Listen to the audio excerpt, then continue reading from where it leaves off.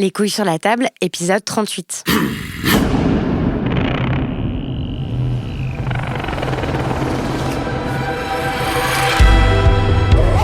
Dans cet épisode, on discute de comment le langage construit le genre et de ce que le genre fait au langage. Qu'est-ce que ça veut dire parler comme un homme ? Pourquoi est-ce qu'il faudrait plutôt dire parler comme des hommes ? Pour en discuter, je reçois Luca Greco. Bonjour Luca Greco. Bonjour. Vous êtes professeur en sociolinguistique à l'Université de Lorraine à Metz. Vous avez co-dirigé avec Natacha Ceccouti un ouvrage collectif, La face cachée du genre, langage et pouvoir des normes, paru en 2012 aux éditions de la Sorbonne Nouvelle. Et vous animez l'association GSL, Genre, Langage et Sexualité. Et vous venez de publier le livre Dans les coulisses du genre, la fabrique de soi chez les Drag Kings. Donc ça fait un moment que j'ai envie de faire cette émission sur la langue et les masculinités, parce que la langue, le langage, la façon dont on s'exprime, dont on interagit, ça construit aussi le genre. Et longtemps, on n'a pas interrogé la façon qu'ont les hommes de parler. On va voir qu'il y a plein de façons différentes de parler et qu'évidemment, il n'y a pas une façon de parler si on est un homme, que tout ça se croise aussi avec la race, avec la sexualité et aussi avec le contexte culturel dans lequel on se trouve, avec la société, la classe sociale dans laquelle on est, l'époque, etc. Mais vous allez nous en parler. D'abord, pour les auditorices, oui, parce que je dis auditorices, c'est ma manière à moi de parler de façon inclusive. Donc, pour les auditorices qui ne sont pas du tout familiers avec les études en linguistique et en sociolinguistique, est-ce que vous pouvez commencer par nous expliquer ce que ça veut dire d'étudier la langue, la linguistique, la sociolinguistique et pourquoi c'est intéressant de croiser ces disciplines avec les études de genre ? Merci. Donc oui, en fait, je pourrais commencer en disant que la linguistique, c'est l'étude scientifique du langage, c'est-à-dire de la capacité à exprimer une pensée via la langue ou bien de communiquer avec une multitude de signes verbaux, non-verbaux, gestuels, etc. Mais aussi d'accomplir par le biais du langage, justement, des pratiques sociales, des identités et de mettre en place de cette façon-là des dynamiques de pouvoir. Et c'est justement ce dernier aspect-là qui, moi, ça m'intéresse et qui intéresse tout particulièrement aussi la sociolinguistique, qui est justement l'étude de la langue dans son contexte social, c'est-à-dire à l'intérieur d'une culture, d'un groupe.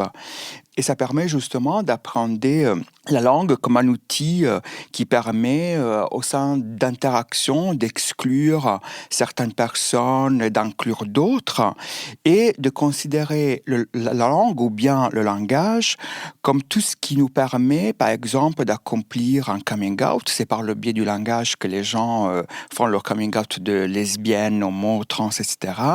Et c'est encore une fois par le biais de la langue que nous sommes catégorisés en tant que garçon ou fille.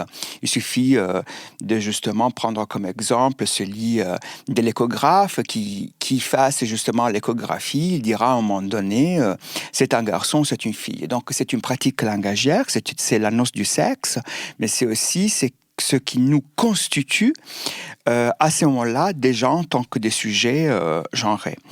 Donc, je pense que c'est intéressant justement d'étudier le genre par le biais du langage parce que ça permet peut-être de se focaliser autour de tous ces procédés que les acteurs sociaux, que les locutrices et les locuteurs utilisent au cours de leurs échanges, de leurs interactions pour justement parler d'eux-mêmes, pour parler des autres, pour les nommer, pour les catégoriser, pour reformuler par exemple ce que c'est qu'une pratique ou pas.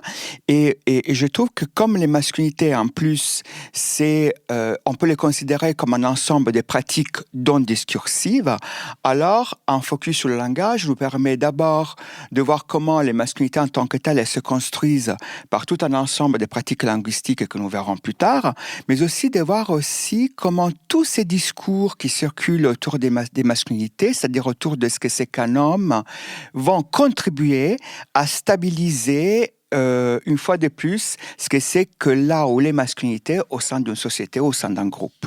Parce que on a souvent peu conscience de ça, mais la langue, c'est un pouvoir. En fait, c'est des pratiques de pouvoir. Ouais.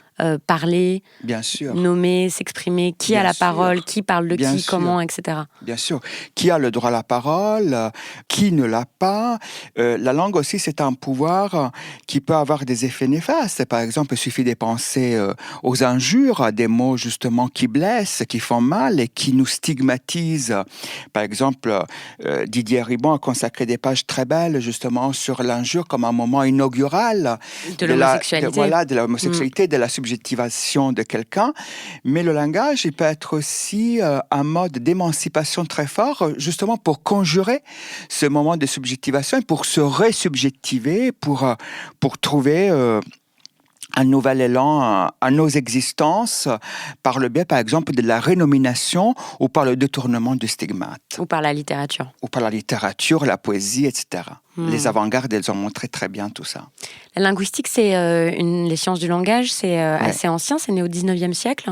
Oui, alors en fait, on préfère parler plutôt de sciences du langage et non pas de linguistique parce que à l'intérieur justement de ce qu'on appelle la linguistique, il y a beaucoup de sous-disciplines, comme par exemple la syntaxe, la sémantique, l'acquisition du langage, la pathologie du langage, la sociolinguistique, la sémiotique. Donc c'est pour ça qu'en fait, on préfère parler justement de sciences du langage pour rendre compte de cette diversité énorme et très riche de tous ces domaines qui ont comme préoccupation première de décrire ce que c'est que parler, justement.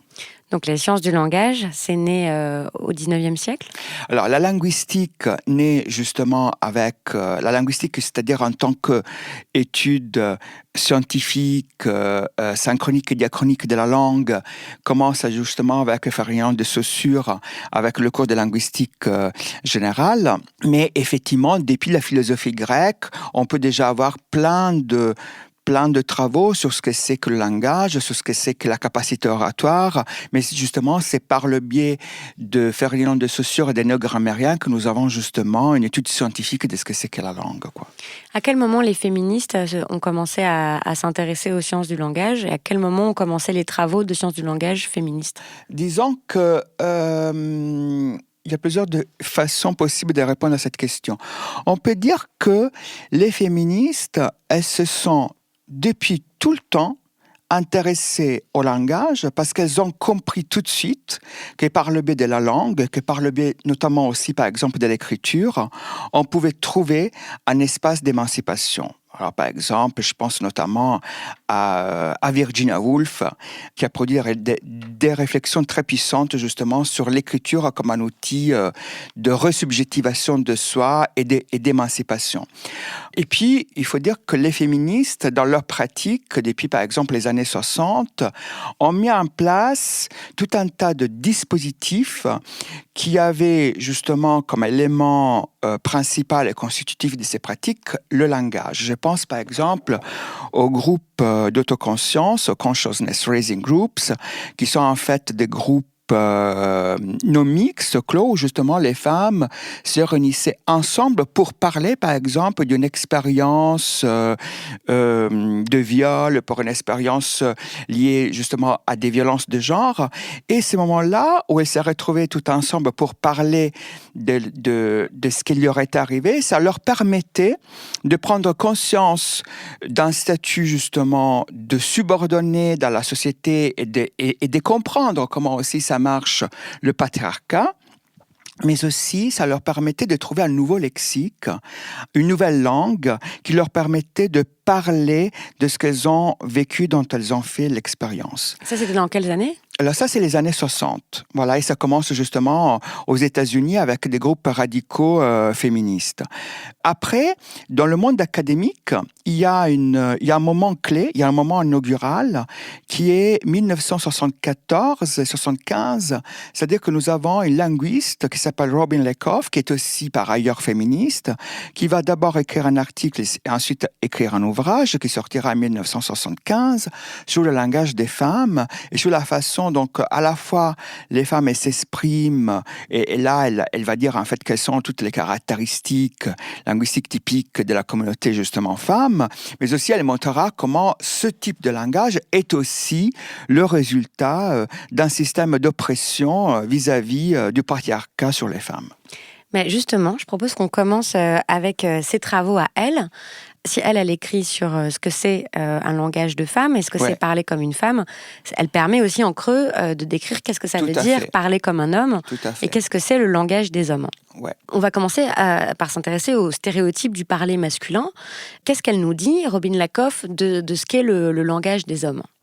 Alors, en fait, comme vous l'aviez dit justement, c'est-à-dire que le langage des hommes, dès le début de ce courant qui naît donc dans les années 70 avec Robin Lakoff, qui aux États-Unis on appelle le Gender Language Studies et que j'ai traduit par les recherches linguistiques sur le genre, le langage des hommes, le langage masculin, c'est un peu ce dont on ne parle pas, c'est tout de suite présenté comme une catégorie par défaut. C'est-à-dire qu'en fait, du coup, comme on n'en parle pas, le langage des hommes, c'est tout ce que tout ce qui n'est pas reconductible au langage des femmes.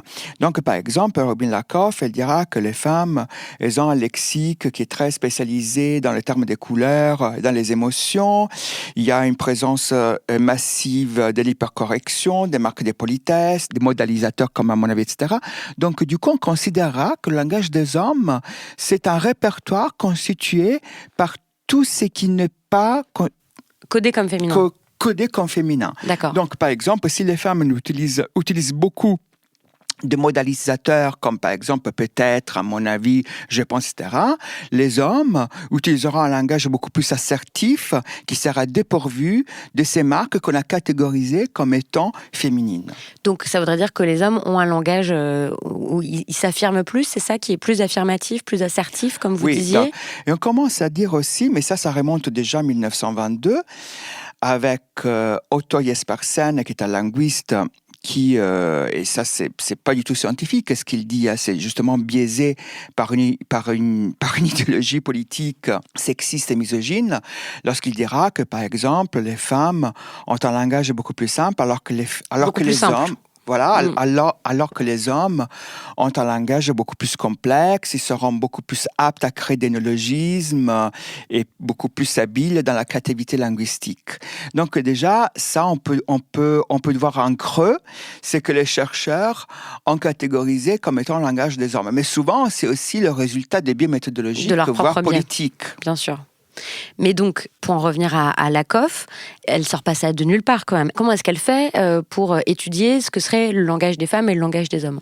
Donc, elle le fait par le biais d'observation. Elle le fait en voyant déjà elle-même en tant que femme comment dans la société nord-américaine elle parle. Il faut dire que Robin Lakoff, ça c'est aussi un biais méthodologique très important. C'est pas une sociolinguiste, c'est une linguiste, mais qui ne fait pas de terrain. Donc, elle ne fait pas d'enquête. Donc, en fait, tout ce qu'elle dit dans cet ouvrage-là est le résultat d'une introspection personnelle sur sa compétence de locutrice femme nord-américaine dans les années 70. Mais c'est pas quelque chose qui est issu, par exemple, d'une enquête de terrain. C'est justement après, avec toute une autre vague de travaux qui vont suivre Robin Lakoff, qui enquête de terrain à l'appui, on va justement problématiser, questionner ces résultats de Robin Lakoff. Et c'est là, effectivement, qu'on va commencer vraiment à s'intéresser au langage des hommes. Alors, qu'est-ce qu'elle trouve, ces nouvelles enquêtes, cette nouvelle vague ? Comment est-ce qu'elle s'intéresse au langage des hommes et quels sont les résultats de cette première vague de recherche qui suit celle de Lakoff ? Dans les recherches linguistiques sur le genre, on est face à 3 vagues. Donc, il y a cette première vague, pour faire court, de Robin Lakoff, où elle ouvre vraiment le champ et qui se concentre justement sur le langage des femmes, mais pas avec des enquêtes de terrain, avec une introspection certes très fine et très riche. Ensuite, il y a une deuxième vague qui remonte aux années 80, 90, où on commence à s'intéresser aux interactions. Et là, on fait des observations, des enquêtes de terrain, avec d'enregistrements d'interactions entre hommes et femmes. Et c'est là, justement, en s'intéressant à la façon dont les hommes interagissent avec des hommes, qu'on commence, justement, à rendre compte de ce qu'on pourrait appeler le langage des hommes, un répertoire discursif masculin.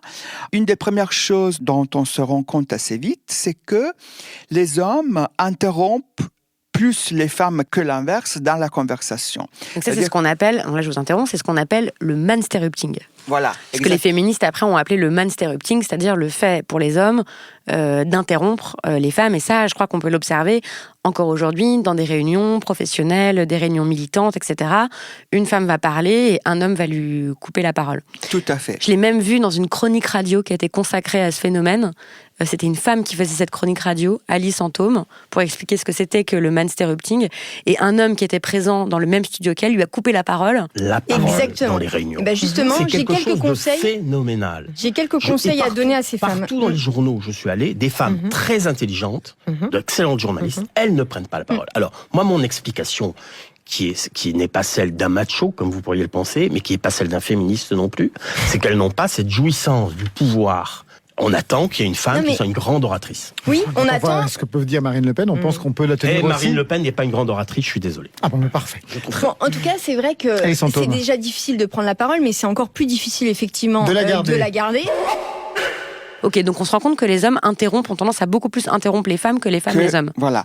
Et en même temps, on se rend compte aussi que lorsqu'on s'intéresse à des conversations entre hommes ou bien à des conversations entre femmes, il y a dans les conversations uniquement entre femmes énormément d'interruptions, plus que dans les conversations entre hommes.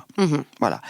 Ensuite, il y a l'enchaînement question-réponse, c'est-à-dire que les hommes répondraient d'une façon très minimale aux questions, par exemple, posées par les femmes, alors que ce n'est pas vrai l'inverse. Donc, ça voudrait dire qu'en fait, les hommes montreraient un intérêt minimal sur des questions ou sur des thèmes initiés par les femmes. Donc, ça aussi, c'est une autre caractéristique qu'on a observée, c'est-à-dire que lorsqu'une femme, par exemple, commence à parler de quelque chose, aborde un thème, une femme aura beaucoup plus de mal à le développer si elle interagit sur ce thème-là avec un homme.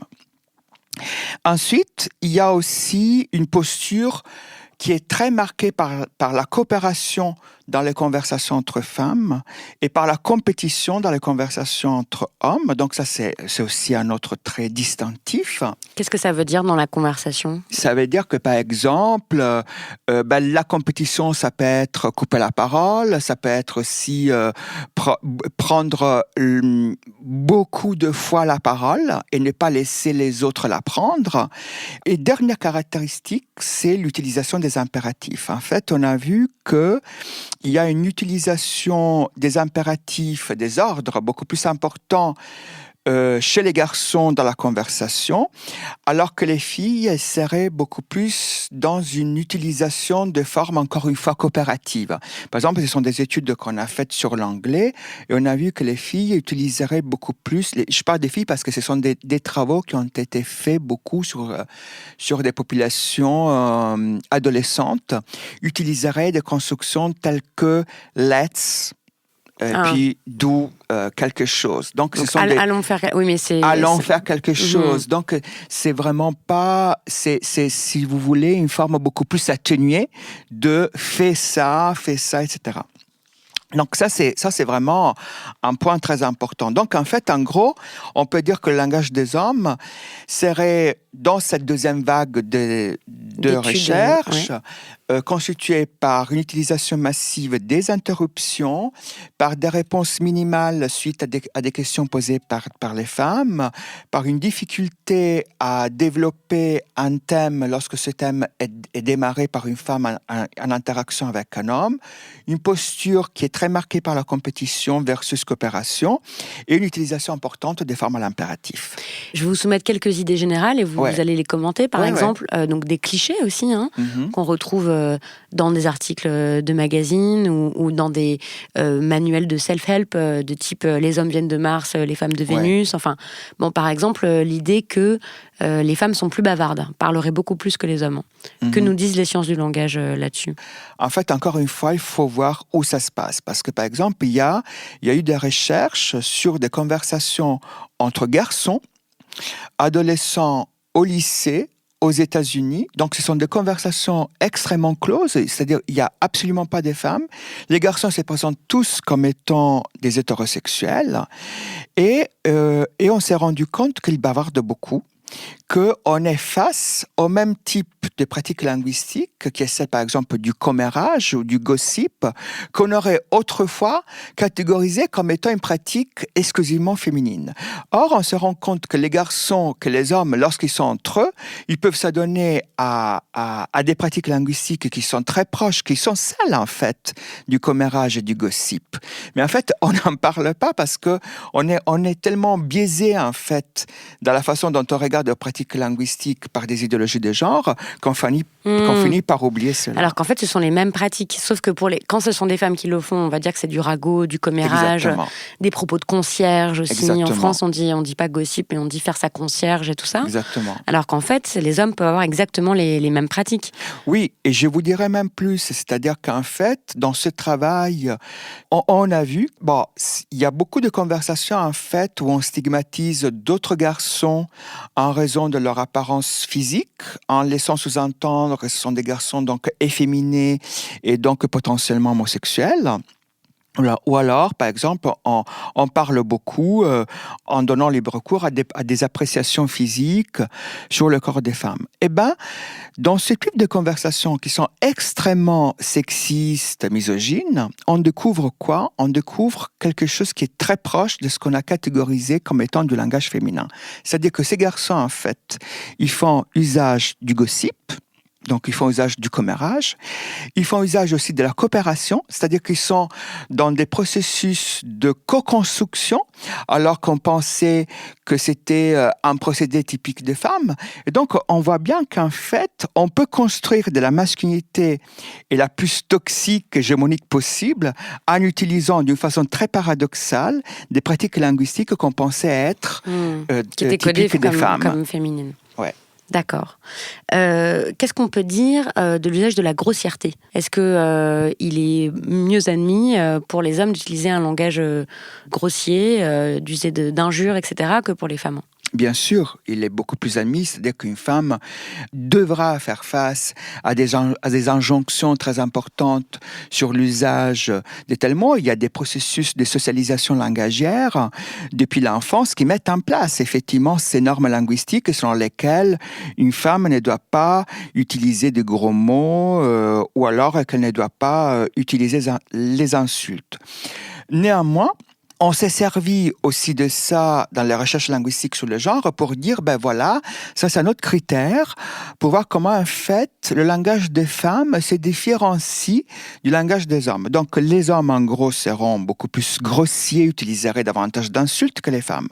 Or on s'est rendu compte aussi qu'en s'intéressant par exemple à des conversations entre filles, encore une fois, adolescentes latinas aux États-Unis habitant en Californie, qu'elles faisaient un usage massif des insultes pour mettre en place des logiques d'exclusion au sein de leur propre groupe de femmes. Donc, qu'est-ce qu'on fait avec ça ? C'est-à-dire qu'en fait, on se rend compte que, encore une fois, ça dépend des contextes et que les pratiques linguistiques n'ont jamais, en fait, une signification unique.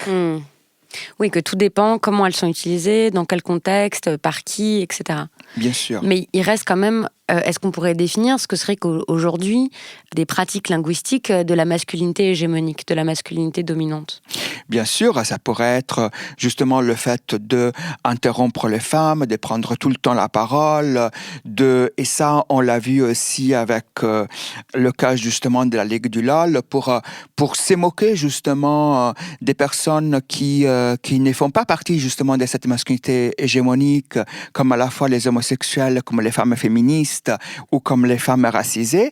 Donc, il y a des pratiques linguistiques que l'on peut voir aujourd'hui qui sont mises en place par des hommes cisgenres pour dénigrer toute une partie de la population qui, effectivement, ne respecte pas les normes de genre, qui ne rentre pas, en tout cas, dans la masculinité hégémonique. Et cela passe, encore une fois, par le biais du langage.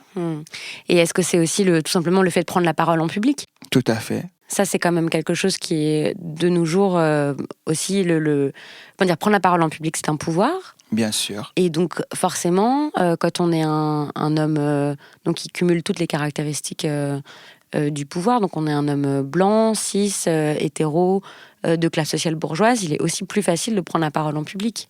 Évidemment, oui, tout à fait. Et ça a des conséquences très politiques. J'imagine que ça joue aussi dans même le recrutement du personnel politique.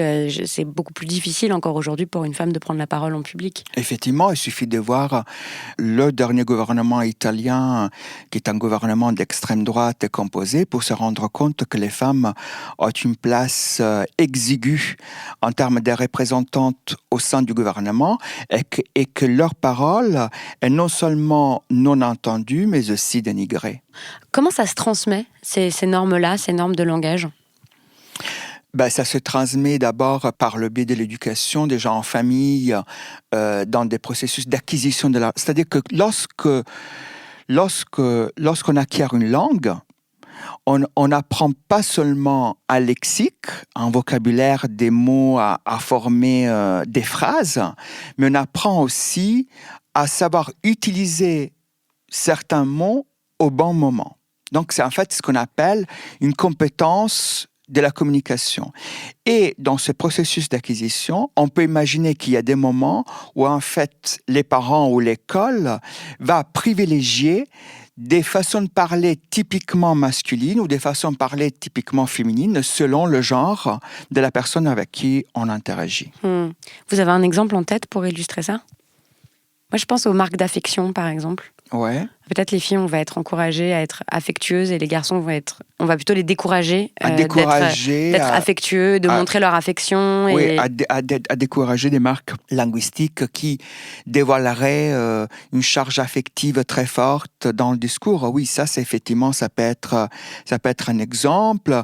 Il y a aussi le rire, c'est-à-dire qu'on peut aussi décourager les garçons à rire beaucoup dans une conversation parce qu'on peut penser que le rire, et c'est une autre pratique linguistique, est une pratique typiquement féminine, donc liée à quelque chose, il y a justement une norme de la superficialité, de la légèreté qui serait plutôt une affaire de femmes plutôt qu'une affaire d'hommes. Donc, et aussi, je dirais, le langage populaire, c'est-à-dire que la façon aussi dont les accents sont endossés par les locutrices et locuteurs dans le langage, c'est-à-dire que par exemple, il y a des accents, il y a des façons de parler dialectales qui sont beaucoup plus encouragées si on est un garçon plutôt que si on est une fille. C'est-à-dire que il m'est arrivé par exemple d'entendre des gens, notamment dans la région de Marseille, dire qu'ils auraient du mal par exemple à avoir une relation avec une fille et si cette fille-là parlerait le même type de langage, c'est-à-dire très fortement marqué par un dialecte marseillais que les garçons. Et aussi ce qu'on appelle le langage populaire, c'est-à-dire que on préfère penser justement que c'est une pratique typique des hommes et non pas des femmes, alors que ce n'est pas tout à fait vrai. C'est encore une fois, ce qu'on a là, ce sont des discours sûrs, ce sont des idéologies linguistiques qui sont liées au genre. Mais qui ont un effet sur le réel et sur nos façons de se comporter. Bien sûr. Donc par exemple, quand on est un homme, on apprend qu'il vaut mieux qu'on se conforme à telle ou telle manière de parler. Bien sûr. Et donc aussi qu'on va être plus autorisé à utiliser de la grossièreté, d'un langage plus populaire, plus relâché, etc. Dialectal aussi. Donc ça, c'est tout ce qu'on peut dire sur des stéréotypes du parler masculin, qui se vérifient quand même dans la réalité. Et on va complexifier un peu ces questions-là en regardant qu'est-ce qui se passe quand on change le contexte.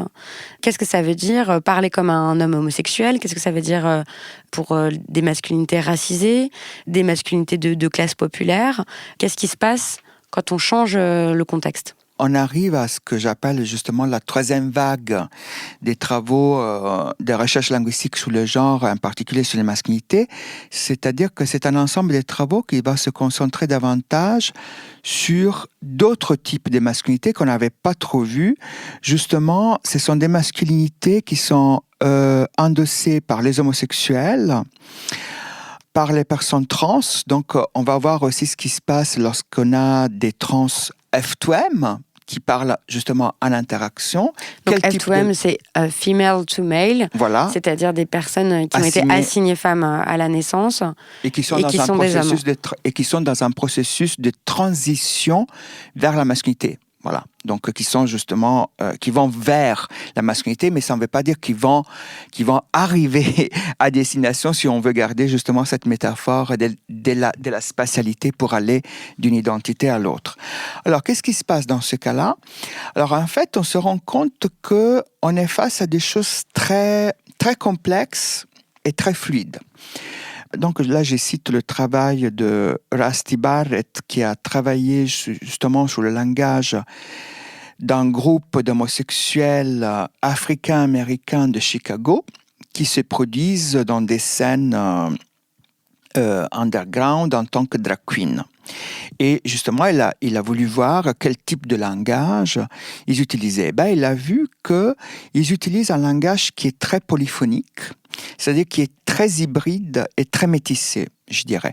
C'est-à-dire que c'est un langage qui est composé, par exemple, des marques typiques du langage parlé, par exemple, par les Noirs aux États-Unis, donc avec des variations au niveau phonologique très importantes, avec un usage important, par exemple, des insultes et de l'argot typique des Noirs, mais qui en même temps vont mobiliser aussi un langage typique de la femme, on va dire, blanche, bourgeoise, catholique. Et donc, de ce point de vue-là, ils vont construire justement l'identité qui est très intéressante parce que c'est une identité plurielle, fluide, et qui va justement court-circuiter tout ce qu'on a appelé jusque-là comme étant le langage des hommes, le langage des femmes, mais parce que justement, le point de départ, ce sont des masculinités, encore une fois, non hégémoniques, racisés, qui sont justement aussi des drag queens. Un autre exemple est celui est issu de mon terrain sur les drag kings, où je me suis intéressé. Vous avez travaillé à Bruxelles, hein, oui, sur des ateliers de drag kings. Donc juste, je rappelle pour les auditeurs qui ne savent pas ce que c'est que des drag kings. J'espère que je vais le caractériser correctement. Mais c'est l'idée de performer la masculinité. Oui. Et donc ce sont des femmes ou des hommes ou des personnes non binaires qui vont performer la masculinité, notamment, alors soit entre juste pour eux ou elles, soit pour faire des spectacles. Oui, c'est ça. C'est ça ? Alors, disons que dans la grande majorité de cas, ce sont des personnes assignées femmes à la naissance qui vont suivre ces ateliers, mais j'ai rencontré aussi des personnes assignées hommes à la naissance qui vont faire des ateliers drag king, et j'ai rencontré aussi des personnes trans qui refusent toute catégorisation fixe et rigide au niveau des identités de genre. Donc, c'est ça. Alors, qu'est-ce que j'ai vu? J'ai vu qu'effectivement, les drag kings utilisent un langage dans lequel ils vont, par exemple, mobiliser des ressources morphologiques typiques du genre masculin. Donc, ils vont utiliser des pronoms, des adjectifs qui sont déclinés au masculin. Mais c'est-à-dire, par exemple? Par exemple, ils vont dire pour parler de quelqu'un, ils vont utiliser à la fois le pronom il, donc ils vont demander que quelqu'un puisse parler d'eux en utilisant le pronom il, mais ou alors le pronom yel, qui est un néologisme qui a été construit justement pour rendre compte des identités non binaires. Donc j'ai rencontré effectivement des drag kings qui vont dire je parle au masculin, donc avec une morphologie typiquement masculine, en faisant pas de déclinaison donc avec la marque du féminin, mais pas vraiment pour devenir un homme, pour construire de la masculinité, mais pour construire quelque chose de très hybride. Parce qu'en même temps, ils vont dire, oui, je parle au masculin, mais je peux me prendre la liberté de parler de temps en temps aussi au féminin, et je peux aussi utiliser des ressources linguistiques hybrides, comme par exemple yel, comme par exemple toust, qui est un mot qui a été construit à partir de tous et toutes, et donc là, ça devient toust. Donc, effectivement, alors dans ces cas-là, on peut dire que l'utilisation des formes linguistiques masculines est utilisée non pas tellement pour construire une identité masculine fixe, mais plutôt fluide et instable, voire hybride, puisqu'en même temps, on peut aussi utiliser à l'intérieur même d'une phrase mobiliser des ressources comme par exemple toust, et on peut dire aussi en même temps, oui, je parle au masculin, mais je suis aussi un trans qui a un passé lesbien. Donc effectivement, on est là aussi, comme dans le cas de Rusty Barrett, dans la construction d'une identité assez fluide et plurielle, justement. Est-ce que étudier le lien entre langue et genre, ça a modifié votre façon de vous exprimer en tant qu'homme? Je ne sais pas si vous vous définissez comme homme. mais est-ce que ça a changé votre façon de vous exprimer? Est-ce que ça change la façon dont vous écoutez aussi les autres? Je dirais que je ne sais pas si ça a changé ma façon de m'exprimer. Je dirais que ça a plutôt travaillé sur le genre, ça a augmenté ma capacité critique dans la façon dont je regarde, dans la façon dont j'ai un regard sur le réel et sur la société. Et puis, je dirais aussi que ça, je pense que c'est vraiment le grand enseignement des féministes. Ça m'a appris à avoir un regard sur la langue qui n'est pas seulement politique, mais aussi esthétique. Par exemple, je trouve que dans l'histoire du féminisme, il y a des figures que je considère comme étant centrales et qui ont joué une grande inspiration dans mes travaux, qui ont utilisé le plurilinguisme comme une arme d'émancipation vis-à-vis du patriarcat, parce qu'ils considéraient que le patriarcat s'exprime avec une langue qui est très policée et très monolingue, alors que la langue du féminisme serait une langue forcément plurielle, donc plurilingue. C'est le cas de Gloria Anzaldúa, qui est une écrivaine, poétesse, militante, états-unienne, chicane, qui a justement écrit un ouvrage très important qui s'appelle La frontière de Borderland, en utilisant à la fois l'anglais et l'espagnol. Et pour elle, vraiment, ce bilinguisme, ça avait du sens, ça avait justement un sens politique. Mais aussi un autre exemple, qui est l'exemple d'une poétesse italienne que j'aime beaucoup, qui s'appelle Amelia Rosselli, qui a écrit justement des poèmes en 3 langues, en utilisant l'italien, l'anglais et le français. Pour elle, disons, ce plurilinguisme dans la poésie, ça avait un sens politique parce que ça faisait écho justement à une existence dans laquelle justement elle avait franchi plusieurs fois les frontières entre les pays et qui était aussi marquée par l'antifascisme. Donc pour moi, la façon dont ces figures, dont ces femmes animées par du féminisme, ont utilisé le plurilinguisme, pour moi, c'était justement une grande source d'inspiration et qui a sûrement fait écho aussi à mon identité des frontières, parce que justement, je viens d'Italie, je suis venu en France. Vous parlez japonais? J'ai étudié le japonais, etc. Donc, je suis moi-même habité par cette question du plurilinguisme et par cette question de la frontière à la fois linguistique et catégorielle. Quel conseil vous auriez envie de donner à des auditeuristes qui auraient envie de s'exprimer de façon non sexiste et particulièrement à des hommes qui ont envie de faire attention à leur propre langage pour faire en sorte qu'ils ne soient pas oppressifs? Est-ce que vous avez des conseils à donner, des conseils linguistiques à donner à des hommes pro-féministes? Alors, je n'aime pas trop donner des listes à suivre parce que c'est encore de nouvelles injonctions. Parce que c'est de nouvelles injonctions. Ça peut être perçu comme, encore une fois, une police discursive, alors que justement, parmi les grands enseignements que j'ai pu tirer du féminisme, c'est justement, comme c'était le cas tout à l'heure avec le plurilinguisme, ce n'est pas d'être justement dans des codes fermés, mais plutôt de faire éclater les codes linguistiques. Néanmoins, je dirais que c'est très important de montrer de l'empathie, et c'est très important, je trouve, de temps en temps, de se mettre dans la place des dominés pour voir ce que ça fait lorsqu'on coupe la parole, lorsqu'on laisse pas quelqu'un prendre la parole, lorsqu'on insulte quelqu'un. Je pense que c'est très important de temps en temps de faire l'expérience de ce que c'est mettre à la place de quelqu'un d'autre. Un des enseignements que j'ai tiré, par exemple, des ateliers drag king, c'est que les gens qui sortaient de ces ateliers me disaient souvent, pour moi, marcher dans la rue en tant qu'homme, ça m'a donné conscience du fait que l'espace est genré. Je me rends compte que marcher dans la rue comme un homme, je sens beaucoup plus de liberté. Donc, du coup, je me rends compte des injonctions que je subis en tant que femme lorsque je marche dans l'espace public. Et je pense qu'il faudrait faire presque une expérience inverse pour les hommes pour faire l'expérience de ce que c'est qu'être une femme. Donc, de faire des ateliers drag queens. Exactement, ouais. Ok. Très bien. Ça peut être une idée. Très bien. Pour terminer, Lucas Gréco, quelle est l'œuvre artistique que vous souhaitez recommander aux auditeuristes? Alors, en fait, moi, j'aime beaucoup une artiste qui s'appelle Latifa Labissi, qui est une danseuse, performeuse, qui a fait une performance en 2014 que j'avais trouvé vraiment extraordinaire, qui s'appelle Adieu et merci. Il s'agit en fait d'une performance dans laquelle cet artiste met en scène un rituel scénique qui est celui des saluts que les artistes font par exemple à la fin du spectacle. Elle est toute seule sur scène, elle fait des va-et-vient dans lesquels elle met en scène avec ironie plusieurs types de saluts, des saluts politiques, des saluts engagés, il y a la tradition du ballet. Mais ce qui est très intéressant, c'est qu'elle le fait en ayant une barbe.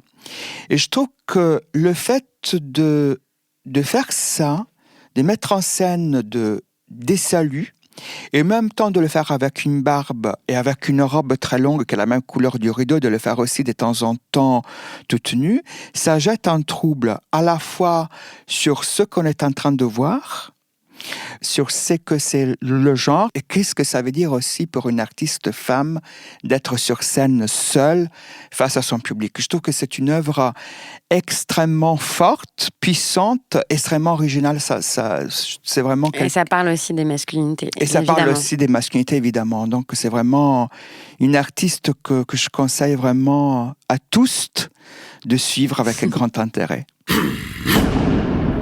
Merci beaucoup, Lucas Gréco. Merci.